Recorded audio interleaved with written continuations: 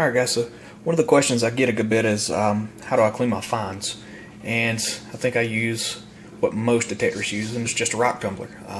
I've got a dual drum, single drum works fine as well. But I'm going to show you really quick. I went out for a hunt today, and this is what I got. A bunch of clad. There's some wheats in here as well, but you can see how dirty and dingy they are. So what we're going to do, I use aquarium gravel. I fill it about a third of the way up.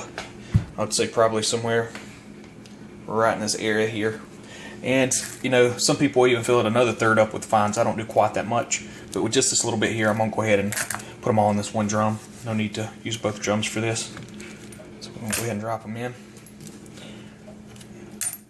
And the only thing I put in here is you know, my clad, anything, you know, copper, brass. I don't put any precious metals, no gold, no silver. If I find some real ornate, or you know, something that's really ornate, or something real fragile, brittle, some old buttons or something, I may not tumble those. But you know, just use your own discretion. You know, just whatever works for you. As far as time to tumble, I normally do somewhere between 15 and 30 minutes, and that usually is going to get your coins, you know, clean enough to where you can use them in a coin star or at the store. It'll get you wheats usually clean enough to where you can read a date. You know, I've had to tumble stuff longer before. Some of the Indians that were really dirty and dingy and crusty, I've had to tumble those for closer to an hour. But I did it in sections. You know, I'd done it for 30 minutes, took a look, wasn't clean, did it for another 30 minutes. But for the most stuff that, you know, for the most part, the things that you'll find out hunting, you know, 15 to 30 minutes will probably be fine. I mean, I know some people would do it for hours. I don't do that because what I've seen happen before, some of the wheats have a real cool green patina. It'll start wearing that away after a while. But you know, I'm gonna go ahead and start this up. The only thing you got to do after this, once you get your fines in and some aquarium gravel, is put a little bit of dish detergent. Any will work. Some people say Dawn, but I don't really think it matters too much. You don't want a lot, just enough to get it sooty and get some good foam going in there. And then all we're gonna do now is come over to the sink. Anytime you're doing this, I always put this little stopper in. I put it upside down so it don't really hold the water, but it keeps anything from falling down the sink, any of my fines. And I usually fill it about 3/4 of the way up with water.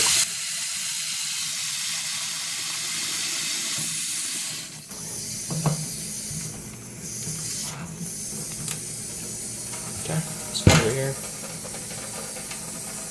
You can see my water in there now. Right there, so that'll be good. We're gonna come back over. Most of these things work very similar in how they go back together. It's got this seal that you want to put in, and I'm gonna put it right there. Go ahead and drop this cap back on. Press down really good. It's got a washer, and it's got a little nut that goes on top. So I'm gonna go ahead and tighten this up. I'm gonna get this thing running, and I'll resume this video in about 30 minutes and show you guys what the fines look like. Alright, be back in a few.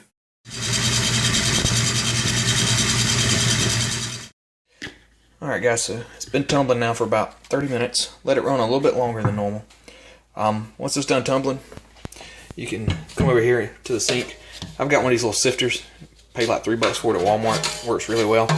Just want to go ahead and pour everything in it. I'm going to kind of watch this outside the camera to do it because it's easy to miss if you're looking through the camera or the phone. I'm actually using my phone instead of my GoPro. I normally go ahead and rinse this out while we're in here. And always keep that little, again, that little drain plug in, just so you don't lose any fines down the drain. And then all you want to do is just get most of the suds out.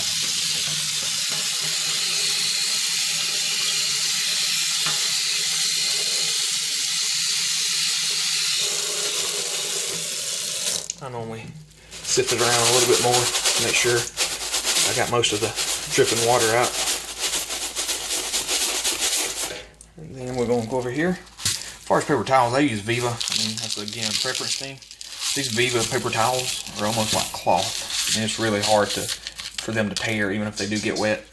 They work really well for this. And I'm just going to go ahead and show you a few of these coins, how they're cleaned up. And all the dirt's gone off these, so at this point they're usable. I mean, you could put them in Coinstar, you could use them at the store. Try to get this to focus in. Let me see if I can find a wheat. I know I got some wheats in here. And just kind of show you how they look after being cleaned.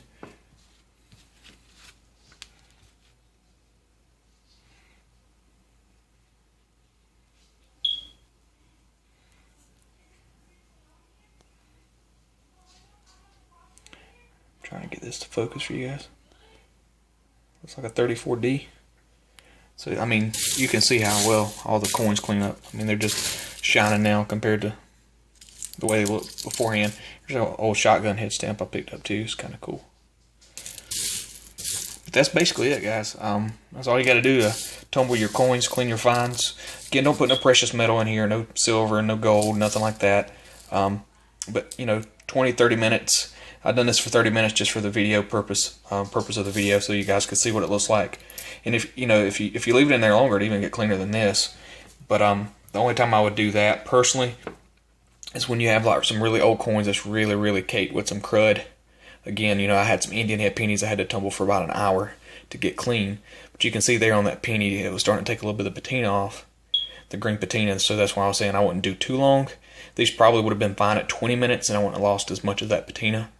But again, you know, just go at it at your own pace. I mean, you'll figure out what works for you. But as far as cleaning the coins, that's all there is to it.